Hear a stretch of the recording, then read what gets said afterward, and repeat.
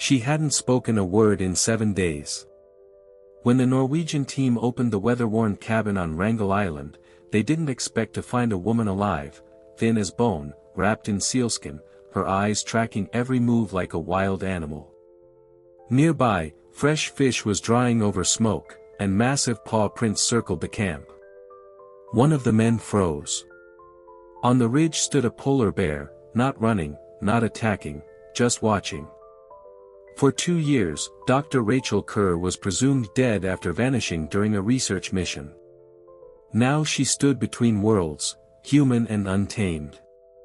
How had she survived? Why did that bear keep returning?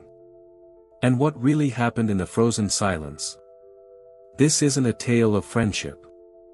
It's a story of instinct, silence, and a bond forged in the teeth of the Arctic. Hit like, subscribe, and let's go.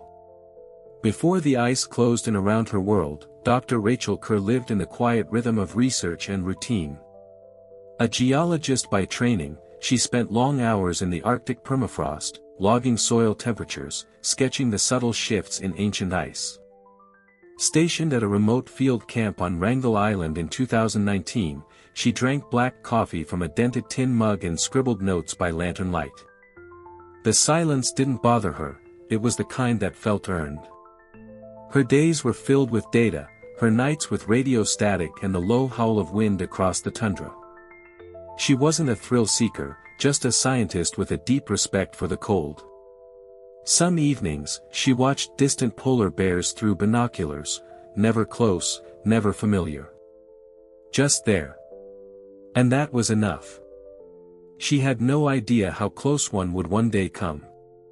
It started with a sound she couldn't explain, deep, cracking, like a giant exhaling beneath the ice.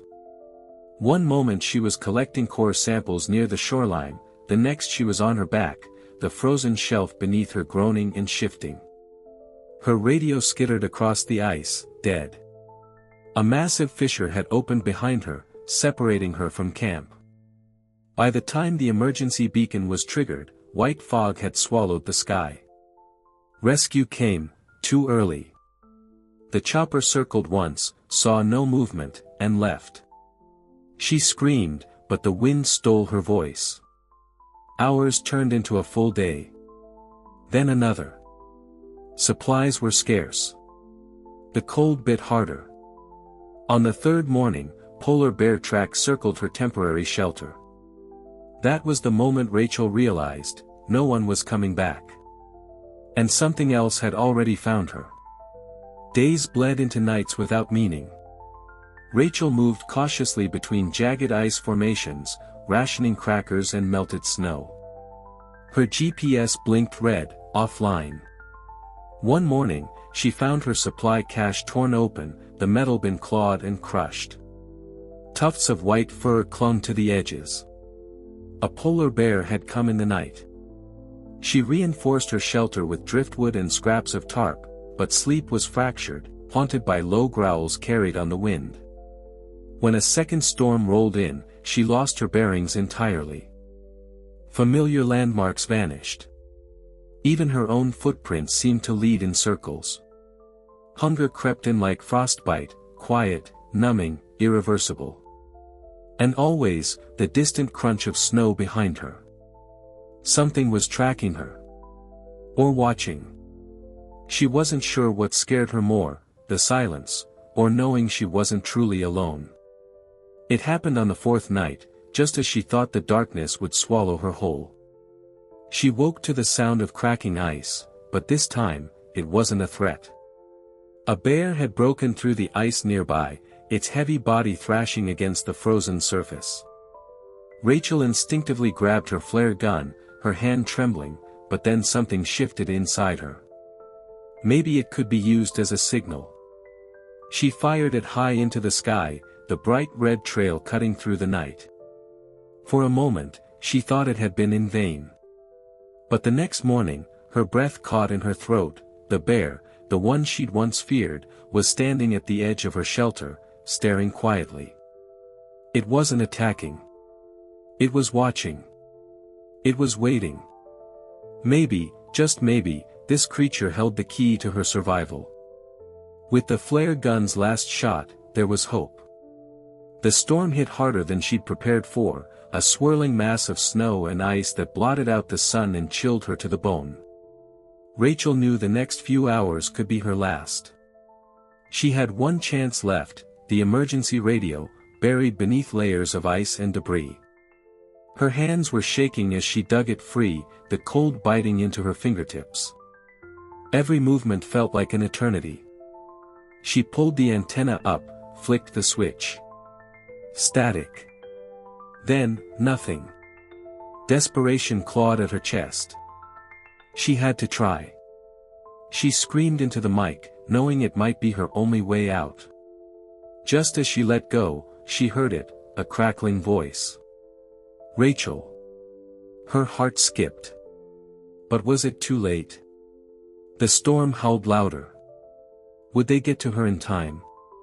The hours stretched, each one heavier than the last. Rachel sat by the small fire she'd managed to keep alive, her eyes flicking nervously toward the sky. The storm raged on, but in the eerie silence between gusts, she listened intently for any sound of movement. Was the signal received? Were they coming? Her mind raced through every possible scenario, each one darker than the last. She clutched the flare gun, her knuckles white. Could she make it? What if they were too late? The cold seeped deeper into her bones, but it wasn't the chill that made her shiver. It was the waiting. The endless waiting. Time had stopped, and all she could do was watch the horizon, hoping for a sign. Each crack of ice, every distant roar of wind, felt like a cruel reminder of how alone she truly was. The distant hum of a helicopter shattered the silence, sending a wave of disbelief through Rachel's chest. She stumbled to her feet, her legs unsteady, as the sound grew louder. They were here. She had made it.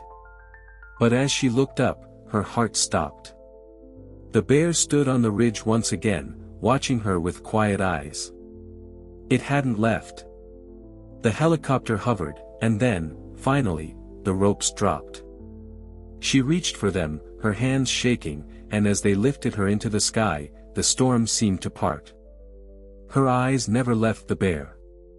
It remained still, as if to say, "You're not alone." And for the first time in 2 years, she wasn't. The world was still cold, still harsh, but she had survived. Back in civilization, Rachel's life was never the same.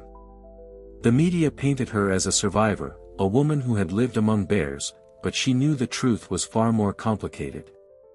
She had lived not with the bears, but beside them, in the silent rhythm of the wilderness. As she stood before a new team, preparing to return to the Arctic, she thought of the bear that had never left her. It wasn't just a story of survival. It was a reminder that even in the most desolate places, we are never truly alone. There's always something out there watching, waiting, sometimes for us to see them. This journey had changed her. And though the world would forget, she knew, kindness, even in the harshest conditions, never fades. Rachel's story isn't just about surviving in the wild, it's about finding strength in the most unexpected places. It's a reminder that no matter how isolated we feel, there's always something bigger than us, something that can help guide us through. Her bond with the bear wasn't just about survival, it was about trust, respect, and understanding. And maybe that's a lesson we all need, that kindness, patience, and resilience can carry us through even the darkest times. Thank you for joining us on this incredible journey. What do you think about Rachel's story? Could you survive in the wild, too? Like, share, and comment your thoughts below. And don't forget to subscribe for more stories of courage, survival, and hope.